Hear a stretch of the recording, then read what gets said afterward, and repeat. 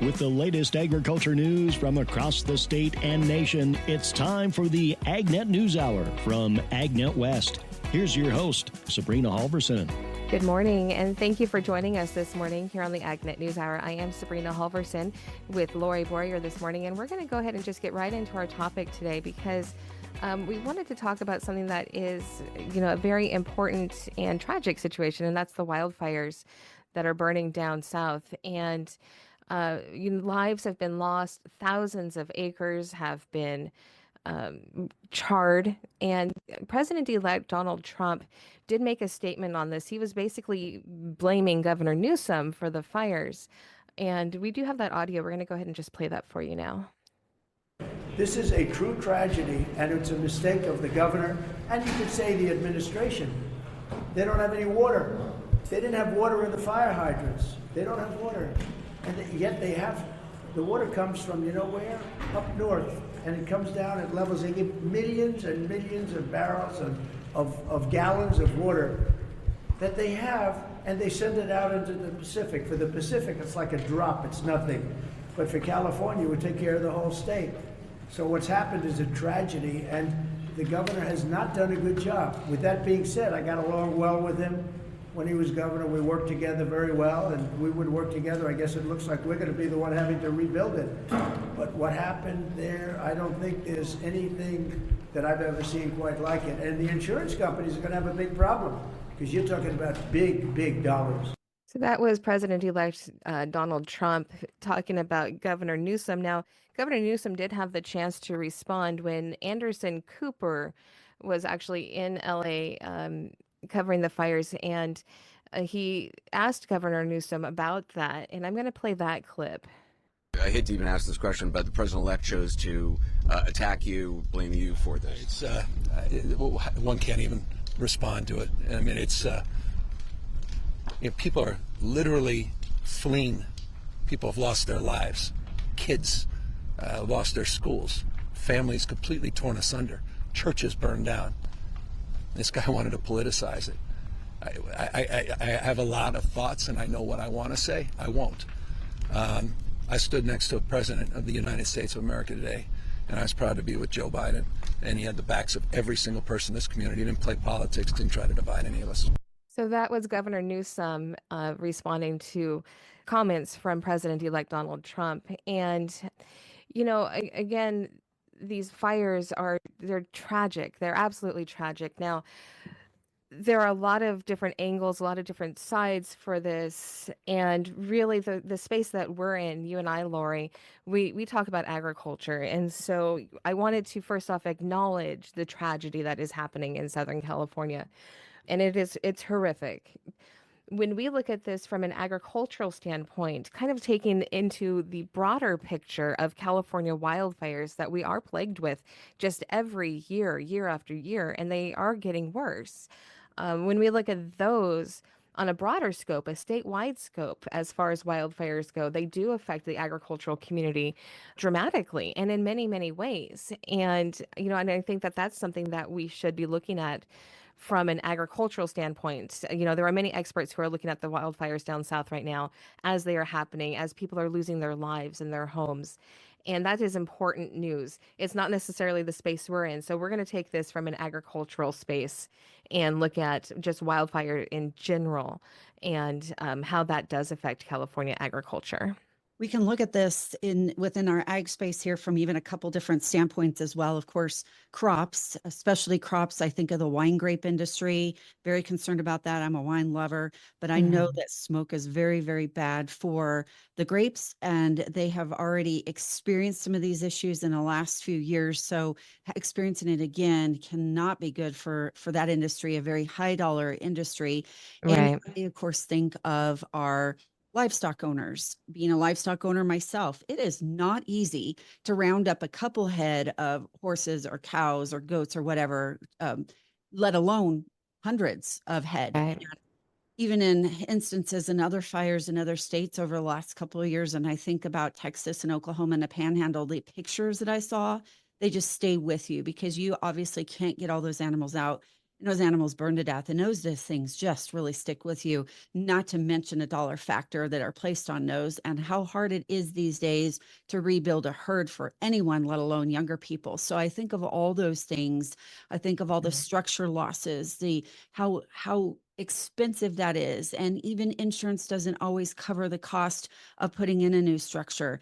And then I also point out water, and not necessarily on the exact same track of what President-elect Trump said, although California has also been dinged over the years for water management in general. So I don't know if that plays into that or not, but also covering wildfires in ag areas, and then even in the Colorado mountains, all that debris, all that ash, all the trash that gets into the waterways, then affects agriculture a lot because of not only a good quality source for your animals to drink, but also good quality source and quantity, because it really clogs up those systems to get into your crops, which we know is ever more important right now in California. Right, right. We do need to take a quick break. When we come back, though, we're going to continue talking about the effects of wildfire on our state's agriculture. This is the AgNet News Hour. I'm Sabrina Halvorson. She's Lorrie Boyer, and we'll be right back. Welcome back to the AgNet News Hour. We are talking this morning about wildfire and its effect on agriculture. We did say earlier in the show we see what's happening in Southern California. We are both keeping very close track of it. Our hearts go out to everybody who has been affected by these. But our place as agriculture reporters is more to look at how, on a broader scope, wildfire does affect agriculture in California. And, one of the things that we hadn't talked about yet, but there was, I did an interview recently with a researcher from UC Davis about how wildfire affects tree nut crops. And we had talked before about wine grapes, which wine grapes are very affected by smoke from wildfires, but tree crops are as well. What she found was that these tree nut crops, because of smoke blocking sunlight, the trees aren't able to go through normal photosynthesis, and that was reducing yields significantly. On the small amount would be 15%, which is still big, as far as a loss. But then on a larger amount, it was up to 50% of yield loss because of smoke from wildfires. And that is very significant for our tree nut crops. And that would be, more in the Central Valley when the smoke blows down from mountain fires more up north and along the Sierra as well. So there are many, many ways that wildfires, again, I feel the need to continue to go back and say, we feel for the people who are currently affected by these Southern California wildfires. We are not ignoring the devastation that they're going through. But our space, again, is more of an overlook of how fire affects California's agriculture. So it's kind of a different conversation that we're having. And just recently, I did an interview with an ag meteorologist who, unfortunately, wildfires and drought are two of the biggest concerns moving forward because of what we're seeing as far as climate change and the the wave patterns on the ocean really have a lot to do with climate change and weather patterns. And with California being a coastal state, unfortunately, it is predicted that these types of things are going to continue to be big problems for the next few years. So as we interview people and we talk about agriculture here in the state of California, I'm sure you, Sabrina, but we'll be talking more about how our leaders are going to be planning and looking ahead and preparing people, preparing municipalities, preparing the ag industry for future wildfire outbreaks. Yeah, and part of the conversation too has been how agriculture can actually help with prevention of wildfires, but they're not allowed to in some cases, and that would be through grazing. Grazing is a natural way to eliminate some of this fuel that is fueling these wildfires. So if we have livestock in the mountains that are grazing there, they are eating away some of the plants that would be wildfire fuel, and that is such an effective tool that can be used for wildfire prevention, but it's not as used as it could be in the state. And that's due to many factors, some of it being environmentalist groups that didn't want any type of livestock or ranching or anything like that in certain areas.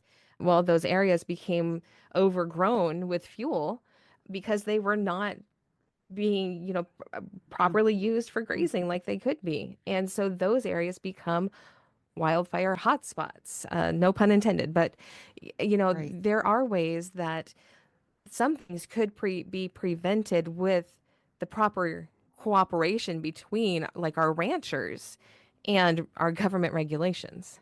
And that's a good point. And we talked yesterday here about how some of the pushback is against the government and how they maintain things and run things and manage things. And this has been a conversation for a long time on how they plan, prepare, and mitigate wildfires. As we know, the U.S. Forest Service falls under the auspices of the U.S. Department of Agriculture. So some will tell you that they are actually responsible for some of this because they are not clearing out trees, dead trees, and things like that. And to your point about grazing permits, that has become a bigger issue, continues to be a bigger issue every day.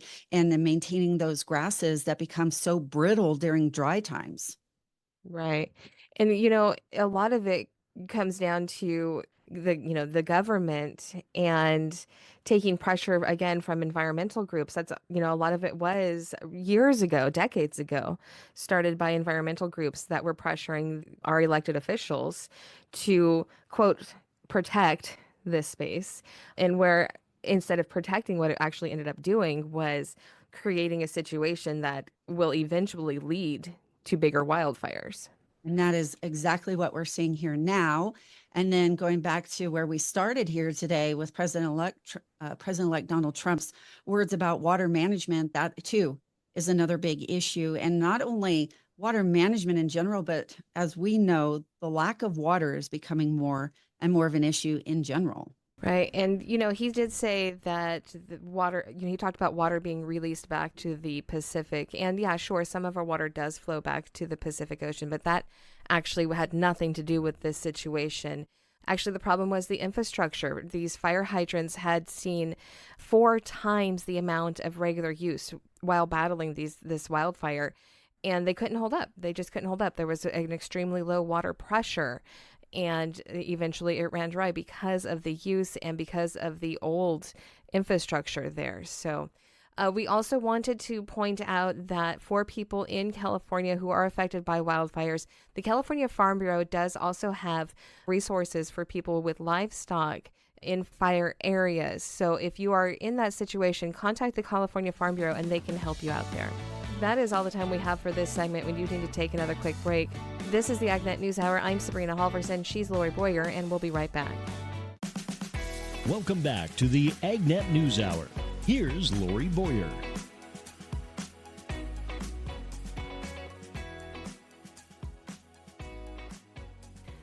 Today, I am visiting with Chris Galen. He is the Senior Vice President of Membership Services and Governance with the National Milk Producers Federation. Chris, being in Washington, D.C., what is your overall feel? How are things going as we get ready for the new administration to take over? Sure. Well, so obviously we have a couple more weeks before the Trump inauguration, the second inauguration, but things are already shaping up here. We know who all the major cabinet nominees are. Still some questions about who may actually win approval, but for agriculture, the nominee is a lady named Brooke Rollins, who's been a Trump loyalist here over the last 8 years, and she's been nominated for the Ag Department. I don't think there's anything controversial at this point, Lorrie, with her nomination, so she should easily sail through the Senate Ag Committee. Obviously, some of the more high-profile nominees might be a little more controversial. I'm thinking right now of Robert Kennedy Jr., who has been very outspoken, former Democrat, obviously. He's part of the Kennedy dynasty, and he's been nominated to be the Health and Human Services Secretary. So we will see if he actually ends up making his way through the nomination process. But regardless, once all that dust settles, we know that the major focus for the new Trump administration is going to be extending the tax cuts, the tax package that was initially passed 8 years ago. And so that's going to be a major issue, the sort of cracking down on the southern border and possibly removing thousands, maybe millions of undocumented immigrants. That's going to be a major emphasis. And then the last thing, obviously, will be the imposition or possible imposition of new tariffs. There was some news on that here over the weekend. So a lot of questions about how quickly all that's going to be happening, Lori. A lot of the tax issue, the tariff issue is probably going to be all wrapped up into one big piece of legislation. They're going to try to get that done here this spring, but we will see what happens and how quickly that can be done. We do keep hearing a lot about all of those things that you just mentioned, but with regard particularly in the dairy industry and relying on H-2A and migrant workers, what are your concerns specifically there? Well, you mentioned the H-2A visa program, and that is something that we cannot rely on, unfortunately, Lori, because that is geared towards seasonal workers who come in, migrate in to help with the harvest of fruits and vegetables, for instance.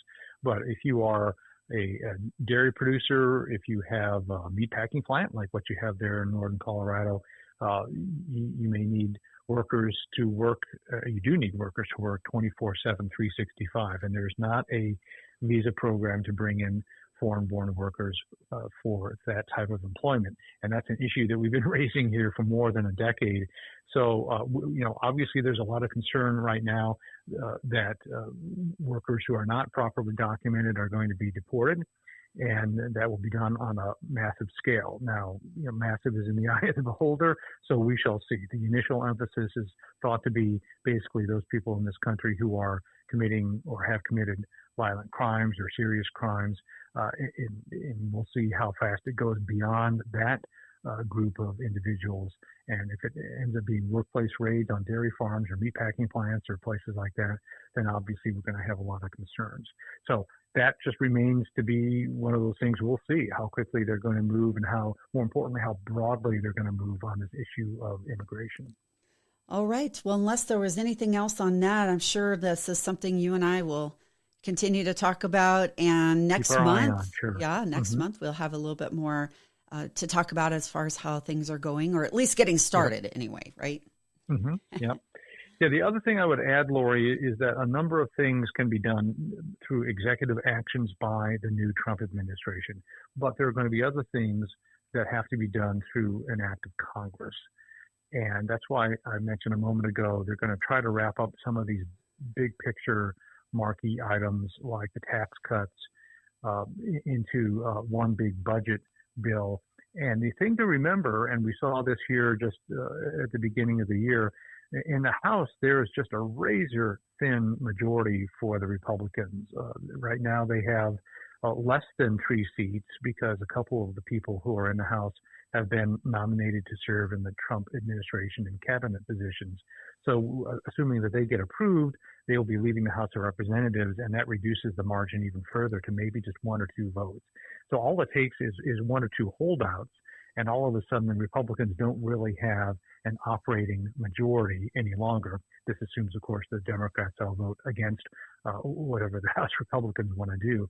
So that's just a way of saying that even though there is a majority of Republicans in the House, the Senate, and certainly the White House, that doesn't necessarily mean that it's going to be smooth sailing because the majority in the House is very narrow. And even in the Senate, the margin is basically 53 to 47, and there aren't that many strong, there's not a strong majority given that type of margin. So that remains to be also a factor we'll have to keep an eye on because there's not going to be a huge overwhelming majority that President-elect Trump is going to be able to leverage. He will, I'm certain, use as much leverage as he can with those people in his party, but the numbers are not overwhelming in his favor. More to come with Chris Galen with the National Milk Producers Federation right after this here on AgNet West. I'm Lori Boyer for AgNet West, and welcome back as I continue my conversation here today with Chris Galen. He is the Senior Vice President of Member Services and Governance with the National Milk Producers Federation. What is your outlook for dairy economics in 2025, Chris? Well, sure. Well, first off, looking back at 2024, we had a really strong year, particularly in terms of margins. Feed costs were moderate. Milk prices were very strong. And so I think regardless of where you are in the country, where you were, this past year was a very strong year economically because margins were so strong. We're beginning to see uptick of milk production, though. A lot of the strong milk price we saw, Lori, really the last year and a half was due to production being flat or even declining in the past 12 to 18 months. But strong prices tend to bring on more milk output. That's just kind of economics 101. And so we're starting to see more signs of production returning to more normal levels. I don't think there's going to be gangbusters growth in most of the country, but we are starting to see some stronger production, at least in some parts of the country, because of the strong prices. So will that mean that we see another strong year for prices, a poor year, or somewhere in between? I think right now we're looking at that latter scenario where as long as milk prices respond, are an incentive to increase production somewhat, but not a huge amount, then we should still see decent margins, though probably not as strong as what we saw last year. Well, it's good to know that the milk production and prices are continuing on the upward trend, given all the bird flu that you and I've talked about in the last few months. Well, and that's the other thing. Is a little bit surprising, that we did see bird flu, obviously in Colorado, in a variety of other major dairy states, and it's been really devastating in California. But we do see that based on the pathology of this virus, that herds do recover. They may not recover exactly to 100% of their pre-infection status. And obviously, when you're talking about the number of herds that have been affected in California, which is, I think, it's something like half of all the herds in the number one dairy state. So that has been a factor in California's output, but they seem to have turned the corner on it, just like they did in Colorado, in Michigan, in Idaho, some of the other major dairy states that have been affected by the virus. So, we'll see. If it continues to be something that comes back again, like COVID sometimes has come back in the human population, or if it spreads to other states and large farms in other states, then that's kind of a wild card for 25 in terms of what it might do to milk production. Chris, anything else to mention here today? Well, I would say the other thing that we're just going to be keeping an eye on, obviously, is what the overall economy is going to do. A lot of talk during the whole presidential election cycle about whether the economy was in great shape, awful shape, or somewhere in between. Right now things look pretty good. Inflation is still a bit elevated, though. We see the impact of that still in the supermarket, in your grocer's dairy case. We think that dairy products are still a great value. Thankfully, we're not the egg industry where they've really seen a resurgence in prices because of the bird flu outbreak still affecting poultry flocks. So I think that as long as prices continue to be moderate, inflation shouldn't be a major factor for dairy, for other ag commodities, for most of the things that consumers buy, and hopefully consumers will still have money to purchase our products, because that's always a big driver about prices. Ultimately, is what not just the supply is doing, which we've already talked about here, but what demand is doing, both domestically and internationally. Yeah, exactly. Chris Galen, Senior Vice President of Membership Services and Governance with the National Milk Producers Federation, my guest here today. I'm Lorrie Boyer on AgNet West. Stay tuned for a report from the American Farm Bureau Federation on H-2A labor remaining vital for agriculture. That's coming up next on AgNet West. Don't forget, if you've missed any of our morning shows, or if you simply need to catch the news at a different time, you can subscribe to our podcast and have statewide agriculture news at your convenience. All you have to do is search for the AgNet News Hour on your favorite podcast downloading app. That's AgNet News Hour, and it's available wherever you listen to your favorite podcasts. A slight uptick in H-2A usage for fiscal year 2024 shows that farmers and ranchers must still rely on seasonal workers. Farm News reporter Chad Smith has more. Demand continues growing for farm labor through the H-2A program. John Walt Boatwright, Director of Government Affairs for the American Farm Bureau Federation, says that even though the increase in positions certified was small, it still demonstrates how important the program is. We saw H-2A positions increase by 2% at 384,900 H-2A positions certified in fiscal year 2024, which means that's the amount of demand that farmers and ranchers have in the United States for seasonal agricultural labor. And that was 6,000 more in terms of true positions certified over fiscal year 2023. He says this year's slower growth only seems that way due to significant historical increases in program usage. Well, we have seen increases year over year, but we haven't seen the explosive explosive growth that we've seen in the H2A program in, say, the past 10 years or so. So we are seeing a slowdown in the increase, but an increase nonetheless. Boatwright says the high burden placed on employers is likely a factor in slower demand for temporary workers. The avalanche of rulemaking that's happened over the past couple of years, we've seen 3,000 to 4,000 pages of new regulations over the past 2 years affecting agricultural employers. And we're also looking at the per worker cost of bringing in these H2A workers. So we saw petition fees increase over the past year or two. We've also seen in certain states minimum wage increases that will certainly directly impact H2A wages. You can learn more on the Market Intel page at fb.org. Chad Smith, Washington. Thank you, Chad. And that will do it for my segment on AgNet West here today. Stay tuned. Sabrina Halvorson is coming up next. Welcome back to the AgNet News Hour. Here's Sabrina Halvorson. For this segment, we are joined from Washington, D.C. by the newly elected Congressman for the 13th Congressional District in California, Adam Gray. I know that you have been a California lawmaker for many years, but I wanted to give our listeners a chance to get to know you a little bit better. Now, we do air in the Central Valley, so that many of them are very aware of you. But then we also air throughout the rest of the state as well. So I thought we would just take a moment and introduce you to those who have not yet had the chance to meet you. So if we could just start out, tell me a little bit about your background. I know that you do come from an agriculture background, which is something that my listeners are particularly interested in.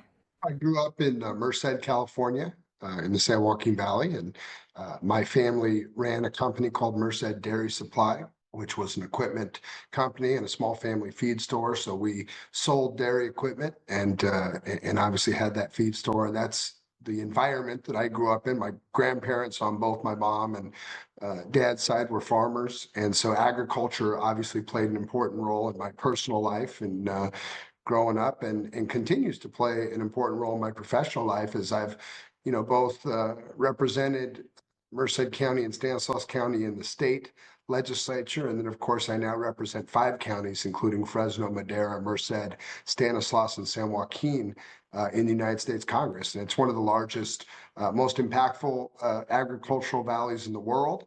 One of the largest dairies, I think it's the largest dairy district actually in the United States Congress. So a lot of excitement around agriculture and opportunity to work in something that I care about deeply, both personally and professionally. In your work as a state lawmaker, I know that you tackled water issues quite a bit, and that will continue to be a hot topic around California as we continue to face water problems. But tell us a little bit about some of the work that you've done on the waterfront. Yeah, well, nothing's more important than water. It's the lifeblood of agriculture and, just extraordinarily important to our economy and our community. And our district and our area in the northern San Joaquin Valley is kind of the linchpin of California water. You have the San Joaquin tributaries coming out of the mountains. You've got the state and federal water projects running north to south. You've got the Delta just to the north of us. And so, we're at a critical juncture with California water. And for a valley that produces much of the, fruits and vegetables and specialty crops and dairy that this country consumes, we've got to have a reliable and affordable supply of water. And so during my time in the state legislature, I worked to pass a bipartisan water bond. We're finally, and frankly, it's taken too long, but we're finally seeing some movement up above Sacramento with the development of a new reservoir up there, but we need to do a lot more. And I also played a critical role in funding floodplain restoration so that we could, both provide protection from a flooding public safety perspective, but also create natural basins to recharge our aquifers and, deal with the depleted aquifers that have created subsidence and other issues for communities up and down the valley. And, we just too often, I know when I entered the state legislature, what I found is both on the far right and the far left, you had these kind of intractable positions of, all conservation or all storage. And I tried to bring parties together to accomplish both, right? We certainly want to preserve our environment and be respectful of that, but we've got to make investments in water supply. And in the state of California, in the last half a century, we've really only grown our capacity to store water by about 1% in the time that we've doubled our population, right? And agriculture and the amazing folks that work in it have been incredible. And actually, are using much less water today to produce a lot more food, and that's appreciated. But we have to do more on the government side to invest in infrastructure that can store water and create that sustainable future for agriculture in the San Joaquin Valley. This brings a couple of questions to mind. First off, in responding to the wildfires that are currently happening down south, President-elect Donald Trump was talking about California's water issues, and he made a comment about how we let water just run down to the Pacific Ocean. And he was saying that in reference to the fire hydrants that had stopped working there in Southern California. But that was not the problem. The problem was infrastructure. And since you just brought up water infrastructure, it kind of leads to a bigger picture of yes, we have a very old infrastructure system currently that is not necessarily working in a lot of cases, especially for storing water. And is there work that can be done from the national lawmaker perspective now, rather than all of the work that you did in the state? Will it be? I mean, we passed the water bond in 2014, and we put roughly $3 billion, just a little bit less than that, into water infrastructure projects or storage projects. Historically, if you look at most reservoir projects throughout the country, the federal government's played a massive role in funding those projects, right? So I think the federal government can step in and really double, triple, and quadruple those investments that states are making. And they can also play a role in streamlining these projects and making sure they get done, because that's a major responsibility of both the state and federal government to ensure that we're not just, making promises, but we're actually delivering on those projects. And, there's always a lot of finger pointing and blame game. That's the favorite activity in sport of most politicians these days, is to tell us whose fault it is that our problems aren't solved, instead of actually stepping in and working with their opposition and folks that don't agree with them to actually accomplish the goals, right? To deliver results. And that's really why I ran for Congress is, I'm not somebody who blames the left or the right. Frankly, I blame both if they don't want to work together. And I welcome anyone on any side of the political aisle who wants to sit down and actually figure out a practical path forward to solve some of these problems, because that's what we need. A lot of rhetoric and finger pointing and blame game and all that other nonsense, that's great for campaigns. That doesn't, get a single drop of water into the hands of farmers or communities that desperately need it in the San Joaquin Valley. And, I talked a lot in my campaign about starting to use the word work instead of fight. And that may sound like a simple point, but in politics, everybody's always telling me who they're fighting for and what they're fighting for and this and that and the next thing. Well, I guess I want to know who they're working for and what work they're getting done. So that's why I came to Congress, and I stand ready to work with Donald Trump or anybody else who wants to actually solve the problem. We are speaking with newly elected Congressman Adam Gray this morning. We will continue the conversation when we come back. I'm Sabrina Halvorson. This is the AgNet News Hour, and we'll be back right after this. Welcome back to the AgNet News Hour. Joining us for this segment is Congressman Adam Gray, newly elected to Washington, D.C. He's from California's 13th Congressional District from the Merced area and originally served as a state lawmaker here in California. I was reading about the California Problem Solvers Caucus, and this runs right along the line of what you're talking about, and that was something that you created, from what I understand. Please correct me if I'm wrong. But this was an opportunity for everybody to work together on a nonpartisan basis in California to solve problems. Do you see, and there are caucuses like that on the national level, do you see more opportunities for that type of work together? Absolutely. In California, we had kind of single party control, right? Democrats controlled the assembly, the state senate, the statewide offices. But that created an environment that wasn't always good for public policy. I actually think it's important that both parties and others, even independents, weigh in on these policy solutions. And I don't think anyone's got the market cornered on good ideas. And when we work together, we have stronger public policy and we do a better job. And so I started the California Problem Solvers Caucus along with an independent colleague and a Republican colleague of mine. And we grew that group, and it actually still functions today in Sacramento. And I'm proud of a lot of the work they did. That was actually one of the groups that really leaned into helping on the floodplain monies and have worked to get more floodplain projects cited throughout the San Joaquin Valley and throughout California. And, problems can get solved when people work together, when they put down the partisan finger pointing and game playing. And, I know there's a problem solvers group back here in DC. I don't think they've met in a long time, and I'm not sure they've gotten much done lately, but I hope that I could join that group and help them get some things done, because working together is the best outcome in politics and policy. And as an old mentor of mine used to say, good politics makes good policy, and good policy makes good politics. So are there any key issues that you're hoping to really be able to jump in and start working on? I'm really excited to get to work on the farm bill. That's overdue. They've done some extensions, but we have a lot of specialty crops in California, a lot of unique circumstances within the larger ag economy, and I'd like to be of assistance in protecting our local ag economy and making sure it continues to be strong. And then, of course, I want to continue my work on water. We've got to do better than growing our water supply by 1% in half a century while we double our population. We need to make leaps and bounds. And what a great way to employ people with good paying jobs and build much needed infrastructure in California and throughout the country as well. So those are a couple issues, top of mind. But I also want to talk a minute about healthcare. The San Joaquin Valley has a real shortage of healthcare professionals. We've got a nursing shortage, a physician shortage.